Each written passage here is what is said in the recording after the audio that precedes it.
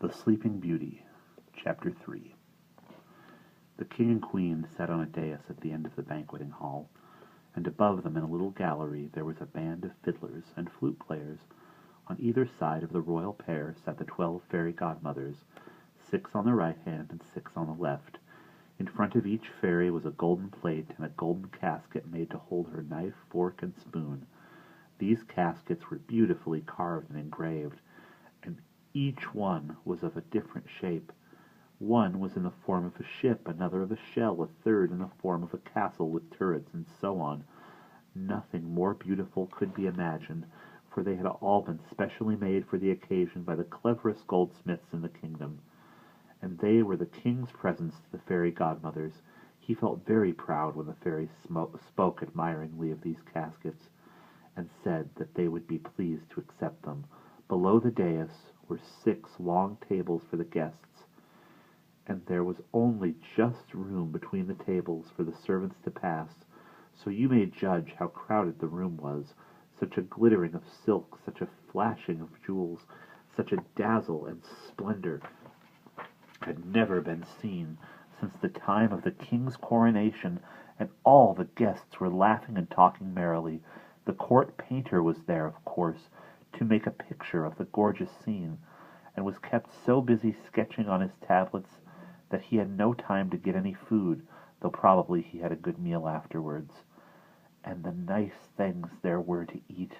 There were force meatballs flavored with rare spices from the East, sardines from Sardinia, tunny fish from the Mediterranean, and sturgeon from Russia, steaming boar's heads with lemons in their mouths, turkeys, peacocks, and swans, ortolans, wonderful roasts and delicious stews, roe deer and bear's hams, sweets in all sorts of curious shapes, as for instance cakes like castles, and little men made of sweet stuff for sentries on the battlements, each complete in gilded armor, with a halberd over his shoulder, a rare sight, and eagles carved of ice hovering over silver dishes filled with apricots.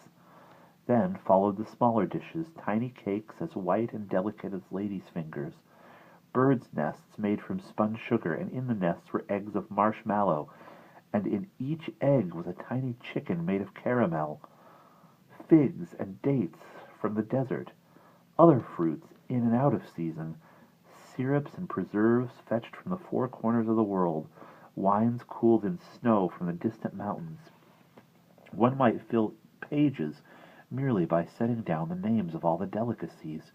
Each dish was brought in by the servants in a kind of procession, headed by the master cook, looking as grand and solemn as an archbishop, for he was a grave and dignified person, and of course he had a great responsibility. The guests were served by little page boys of nimble birth, dressed in the liveries of their masters, and these pages handed the dishes and the wines most politely on their bended knees, as they had been taught to do. So the guests enjoyed themselves, and the fiddlers played, and the king laughed at everything everybody said, because he was in a mighty good humor, and the bright afternoon sun, shining through the western windows, lighted up the rich hangings on the walls, and flashed upon the jewels on the fair lady's fingers, and fell upon the marble pavement in a pool of gold. And then, when the merriment was at its height, something happened. There was a sudden cry like a harsh voice, like the croaking of a raven, sounded through the room. "Be merry, my lords and ladies," cried the voice. "Laugh where you may, but remember that tears may follow laughter." A hush fell upon the brilliant assembly. The queen turned pale and shuddered. The king rose hurriedly from his place, and he and all the guests turned to look at the strange figure that had suddenly appeared in the doorway.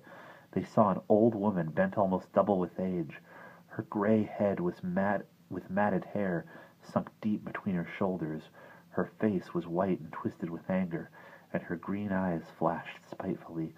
Slowly she advanced toward the dais, and stretching out her arm, pointed her finger at the gold plates and the gold caskets set before the fairy godmothers. "There's one," she said with a harsh laugh. "Ha, ha, ha! There's two. There's 12. Did you not know, O king, that there were 13 wise women in your kingdom, and the 13th the wisest and most powerful of all? Where then is the plate and casket set for me?" The king began to make excuses, imploring the angry old fairy to forgive him for his neglect, and begging her to sit down and join them in their festivities. "For," he said, "I am sure you are very welcome." "Is it so indeed?" said the 13th fairy. "I am not too late then, though the feast is all but done. I shall eat off silver, while my sisters eat off gold, and there is no curiously shaped casket for me. No matter, I am content, because I am in time, and I shall dower the princess with the gift which I have brought for her." And here the spiteful creature uttered another of her sneering laughs, which made the blood of all the guests run cold. By dint of much coaxing, the king at last managed to persuade her to sit down, and the feast proceeded, but a chill had been cast over the assembly, and nothing was quite the same as it had been before. The old crone muttered and mouthed over her food, now and again smiling to herself, as though she were cherishing some secret and evil triumph. The other fairies cast anxious glances at her, for they feared her malice, and the youngest fairy of all, who happened to be seated at the end of the table, presently rose up quietly from her place, and stealing away, hid herself behind the arras. And nobody saw her go, nor did a single person remark upon her absence. And that's the end of chapter 3.